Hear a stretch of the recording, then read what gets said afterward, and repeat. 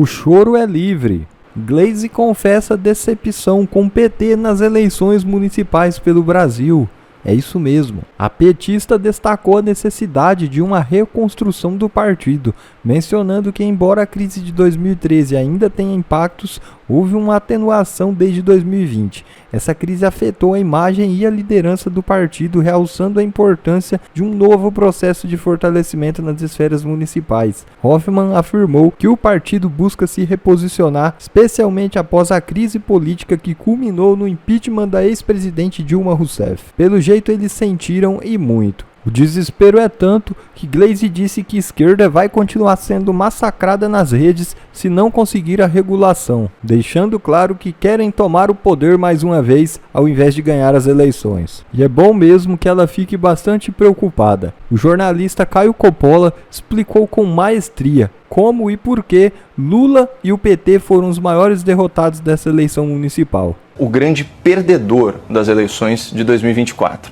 Em primeiro lugar, vamos partir da premissa que o Lula é o principal, se não o único, líder de relevo nacional da esquerda brasileira.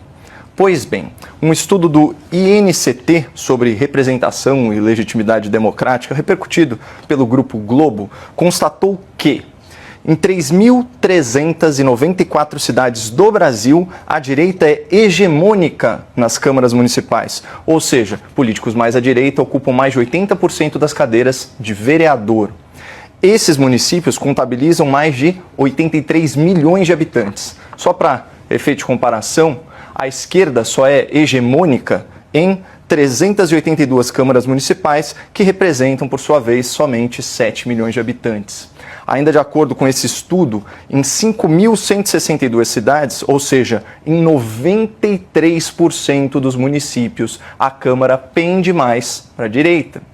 Em outras palavras, a esquerda foi derrotada em 2024 porque o brasileiro está se descobrindo como um povo conservador, que preza pela lei, pela ordem, pela justiça, pela liberdade.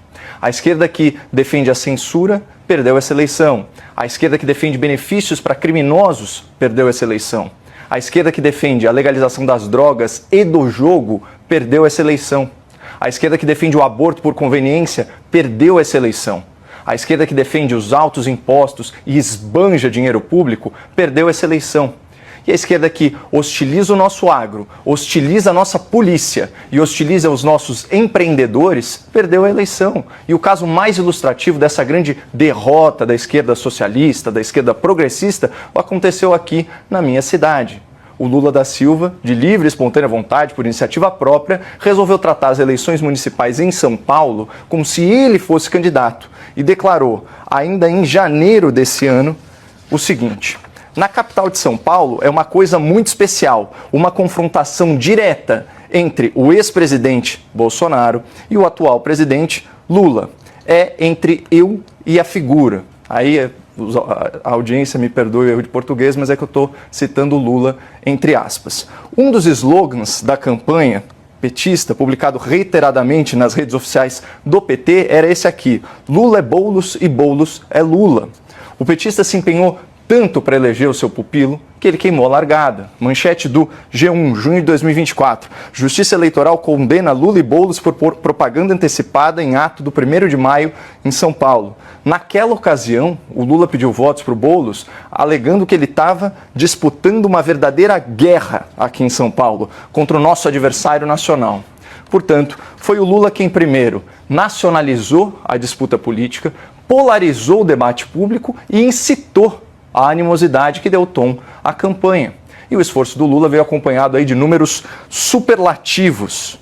Boulos recebeu 44 milhões de reais do PT, além de 36 milhões doados pelo PSOL. Ou seja, o candidato que alegava defender os mais necessitados foi o candidato no Brasil que mais desperdiçou dinheiro público para se autopromover, 70 milhões de reais. Vocês sabem qual foi o resultado? Vamos comparar. Em 2020, Boulos obteve 40% dos votos no segundo turno. E em 2024, após 2 anos como deputado federal, depois do apoio total do Lula da Silva e depois da campanha mais cara do país, o Boulos conseguiu a proeza de obter a mesma votação proporcional, 40% dos votos. Então agora, Basília, se o Boulos quiser ocupar a prefeitura de Só Paulo, só invadindo mesmo. Lula volta ao médico para retirar pontos na cabeça após acidente. É isso mesmo. Nessa segunda-feira, o petista foi ao médico para retirar os pontos na cabeça. A Secretaria de Comunicação da Presidência não revelou em qual hospital Lula foi. Os pontos foram resultado de um acidente doméstico que Lula sofreu no Palácio da Alvorada no último dia 19. Na ocasião, ele caiu de um banco no banheiro e bateu a região da nuca. Várias teorias foram levantadas, inclusive a de que a lesão era mais grave do que se foi anunciada. Além de exames de imagem, o presidente da República precisou de levar 5 pontos e vários especialistas no assunto disseram que pela idade, uma lesão na cabeça nessa altura era preocupante. Lula chegou a desmarcar a viagem para a Rússia, onde foi realizado o encontro do BRICS. O próprio ditador venezuelano, Nicolás Maduro, insinuou que Lula teria forjado o tal acidente para faltar ao compromisso. Fato que agora Lula volta para retirar os tais pontos e mais uma vez não há por parte de sua assessoria uma transparência com os eleitores. Falando em quadro médico, Eduardo Suplicy, de 83 anos, é diagnosticado com câncer. É isso mesmo. O deputado Eduardo Suplicy, do PT, de 83 anos, foi diagnosticado com linfoma não Hodgkin e já iniciou um tratamento com imunoquimioterapia. O diagnóstico foi dado em julho desse ano, mas só foi revelado à imprensa nesta segunda por meio da Folha de São Paulo. O linfoma não Hodgkin é um tipo de câncer que se origina nas células do sistema linfático, que é a parte do sistema imunológico. A doença tem origem nas células do sistema linfático e se espalha de maneira não ordenada, e tem aumentado esses casos em pessoas com mais de 60 anos, segundo os dados do INCA. Vamos falar mais aqui sobre as eleições e agora aquele episódio da menção do Tarcísio ao PCC. O Guilherme Boulos, do PSOL, apresentou uma notícia-crime ao TSE, Tribunal Superior Eleitoral, contra Tarcísio e Nunes por declarações sobre o PCC.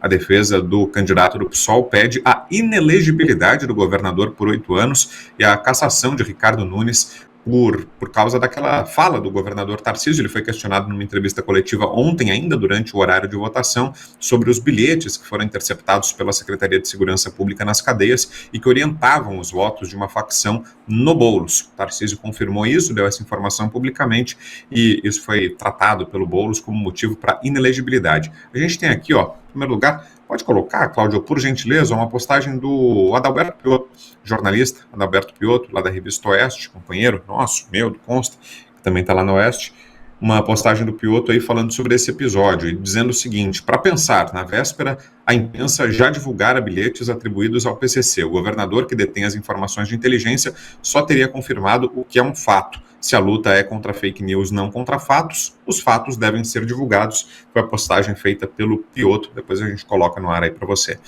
Constar, começando contigo, sua análise aí sobre esse episódio e essa tentativa de cassação e inelegibilidade por parte do PSOL. Nada novo sob o sol, né? A esquerda não sabe perder e quer ir pro tapetão o tempo todo, né? E acha que vai levar todas, porque tem, digamos assim, gente amiga nas altas instâncias, né, jurídicas. Fosse o vencedor um candidato realmente bolsonarista, vamos imaginar assim, Ricardo Salles, né, eleito prefeito de São Paulo, eu acho que era um risco concreto. A gente ia ter que virar e falar: ih, caramba, será que vão reverter no tapetão por causa dessa fala do Tarcísio? Né? Era um risco.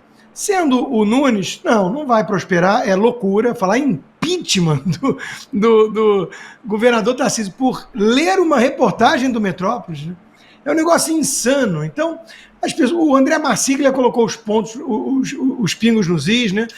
Olha, o máximo que você pode fazer é falar que ele vai ser civilmente processado, mesmo tendo reproduzido uma reportagem, né? Porque ajudou, de alguma forma, a difamar, seja lá o que for. Mais do que isso, é loucura, é fraude, é tapetão. Agora, vamos lá, né, Brown? Aí tem mais uma notícia, do Poder 360. Boulos recebe 72% dos votos de presidiários de São Paulo. Ora, porra! Né? Então parece que faz sentido isso. E o engraçado é que a Eliane Cantanhede, comentando isso, né, acho que na Globo News, ela realmente tratou a coisa assim: não, o governador pisou na bola, devia ter feito, não sei o que. Mas, se for analisar, faz sentido lógico, porque, afinal de contas, o governador Tarcísio é o responsável pela letalidade policial e blá, blá, blá. O outro é aquele que quer levar os direitos humanos para as prisões. Então, se você é um marginal, tadinho, você simpatiza mais com o progressista. Era o que a Cantanhede estava tentando vender ali, né? Impressionante como todo jornalista, né, da velha imprensa sempre se coloca do lado dos marginais, nunca do lado de suas vítimas.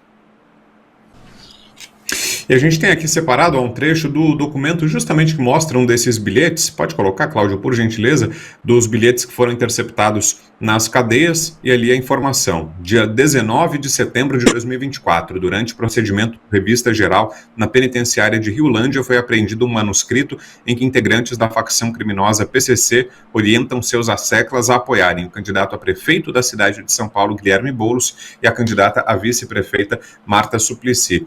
E aí, só para fechar, tem também um vídeo, Consta falou da cobertura da Globo News, um vídeo de outra comentarista, a Ana Flor, falando sobre esse episódio. Olha só como foi tratado o caso.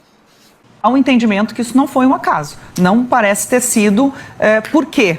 Essa notícia surge ontem, no fim da tarde, por meio de um colunista, e o que eu ouvi, inclusive, de fontes que conhecem o trabalho da imprensa, que acompanham, a gente, claro, acompanha, mas quem está de fora, alguém que publica muitas notas respectivas à visão do ex-governo de Jair Bolsonaro, enfim, e que traz notícias de bilhetes lá de setembro, ainda do primeiro turno. Bom, a partir disso surge uma pergunta para o governador hoje, durante o horário ainda de votação, e o governador responde. Quer dizer, por mais que ele diga que não era isso, ele apenas respondeu uma pergunta, ele abre um espaço para interferência no voto.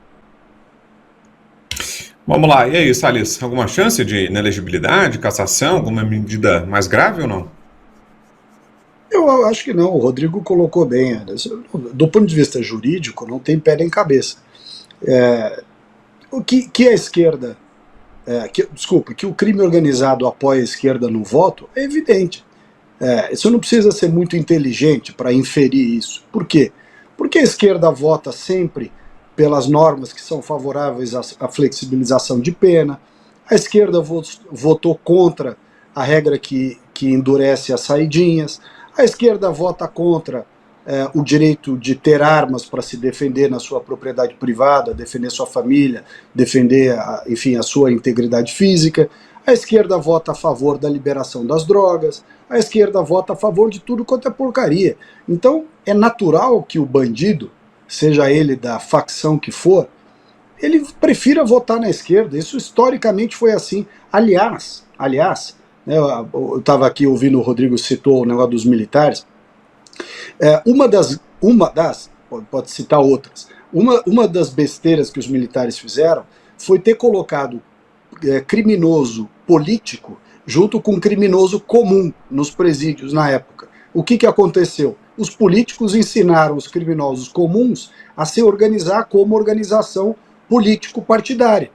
Foi daí que nasceu o Comando Vermelho, lá no Rio de Janeiro, e depois, mais para frente, o PCC, aí já é um outro desdobramento. Mas o Comando Vermelho, ele nasce justamente do momento em que coloca preso político os esquerdistas treinados em Cuba, os guerrilheiros, a turma do Genuíno aí que apareceu.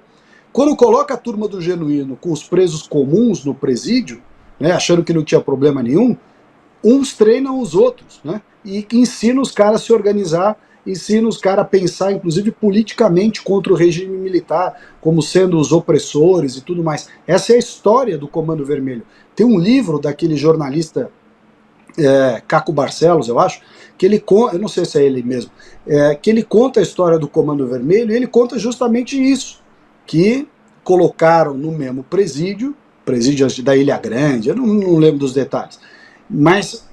E aí os esquerdistas, essa turma do Genuíno, Dirceu e essa vagabundagem toda, ensinaram os presos comuns a se organizar, a montar organograma, a parte de hierarquia, de financiamento, de organização, de preparação, e aí nasce o Comando Vermelho, e do Comando Vermelho nascem os outros por aí afora.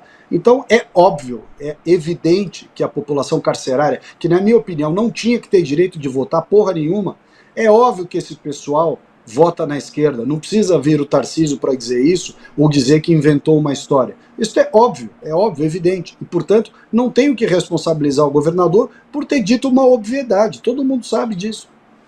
Falando em dinheiro, vamos falar de contas públicas. Olha só o livro que está sendo lançado. Coloca aí na tela para a gente, por favor, Cláudio. 2 ex-ministros do governo Jair Bolsonaro, Adolfo Saxillo e Paulo Guedes, estão lançando um livro contando justamente como foi a gestão da economia no governo anterior. O livro se chama A Política Econômica Brasileira no período 2019 a 2022. E o ex-ministro Adolfo Saxillo está ao vivo aqui com a gente para falar um pouco mais sobre isso.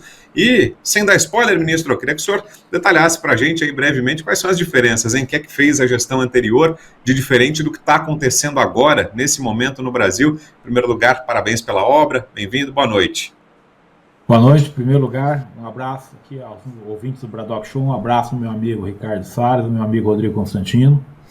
Obrigado por essa oportunidade. Eu acho que a grande diferença é o motor do crescimento econômico. Então, a política econômica do governo passado, o motor do crescimento econômico é o setor privado. Na política econômica do governo atual, o grande motor é o Estado. Então, assim, política econômica, como meus amigos aqui bem sabem, é mais ou menos como você ir no McDonald's. Você pede um combo. Com muita sorte, você consegue trocar lá o suco de laranja pelo refrigerante. Mas uma vez que você escolhe o básico, o resto é consequência. Então, quando você escolhe o setor privado vai comandar a economia, você automaticamente escolheu o quê? Você vai ter que abaixar impostos, você vai ter que abaixar o gasto público, você vai ter que fortalecer os marcos legais da economia.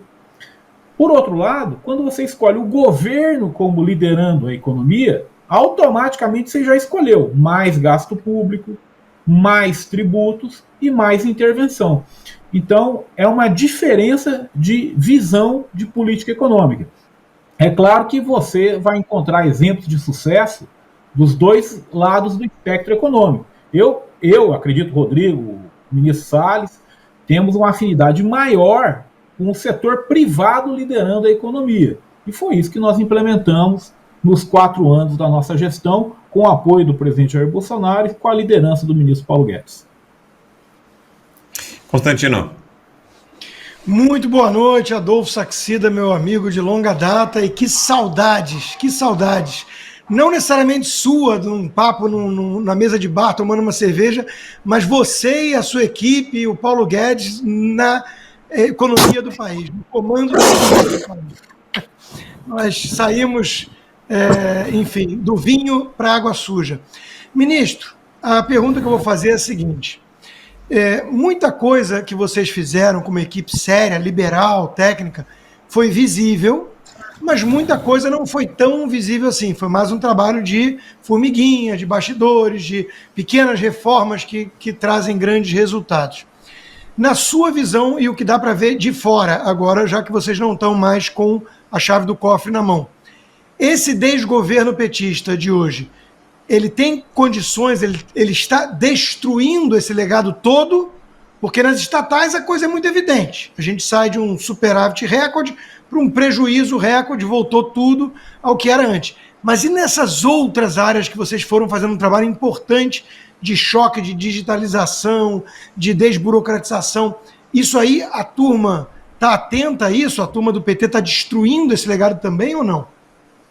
Eu acho muito difícil destruir todo o legado. Assim. É claro que algumas medidas pontuais podem ser desfeitas, mas quando você olha o brasileiro, cara, quando o brasileiro conheceu o legado liberal, não é tão fácil abrir mão. Deixa eu dar um exemplo aqui. O saque aniversário de FGTS. Nós devolvemos ao trabalhador parte do dinheiro que era dele. Não tem como você voltar atrás com isso. Você pode tentar 1000 vezes, não vai conseguir. Então, vamos dar um outro exemplo aqui. Nós fizemos o novo marco de registros públicos. O que isso quer dizer? Até o novo marco de registros públicos, pega uma senhora, uma mulher carente, está grávida, acabou de ter um bebê. O que ela tem que fazer? Ela tem que ir no cartório registrar a criança. Com o novo marco de registros públicos, não precisa mais do celular de dentro da maternidade, ela registra a criança. Então não tem como voltar atrás nisso. Citando aqui o ministro Ricardo Salles, quando nós criamos a CPR Verde, não tem como voltar atrás desse instrumento financeiro. Então, Eu acho muito difícil voltar atrás. Assim, eu tenho uma visão que é a seguinte, Rodrigo. Foram 6 anos de reformas muito duras, muito intensas na economia. Quando você olha o período todo, você tem, assim, uma importante reforma trabalhista, uma importante reforma no setor de previdenciário, uma grande reforma tributária que ninguém comenta. Ah, não teve reforma tributária no governo passado. Claro que teve. 13 tributos foram extintos para todos os setores da economia. 35% de redução no IPI, redução no adicional de frete da Marinha Mercante, começo da zeragem do IOF câmbio. Então, assim, abrir mão disso aí é muito difícil para a sociedade abrir. É claro que você pode tentar mudar. Eu acho que o grande problema hoje do Brasil é que você está num choque de visões, né? A sociedade provou essa visão liberal e agora o governo, legitimamente, ele está lá, ele tem o direito de implementar a política dele, está querendo voltar a uma visão com o Estado liderando a economia. Então ele aumenta o gasto. Isso ele consegue fazer. Só que quando ele aumenta o gasto, ele é obrigado a aumentar os tributos. E isso, como o ministro Ricardo Salles sabe, não está sendo possível no Congresso. O Congresso e a sociedade brasileira como um todo estão barrando o aumento de imposto. E é daí que está vindo uma parte expressiva dos problemas que eu acredito que vão assolar o Brasil ano que vem. Bom, pessoal, esse foi mais um vídeo. Eu espero que vocês tenham gostado. Se vocês gostaram, deixa o like aqui para fortalecer nosso canal. Logo eu volto trazendo mais informações da política para vocês. Um forte abraço, fiquem todos com Deus e até a próxima.